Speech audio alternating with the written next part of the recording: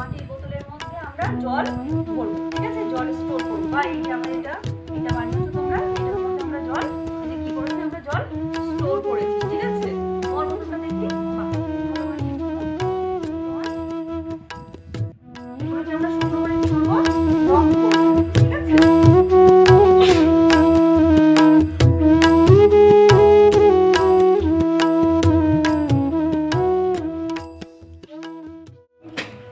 এই দিক দিয়ে পৃথিবীটা ঘুরছে পশ্চিম থেকে পূর্ব দিকে।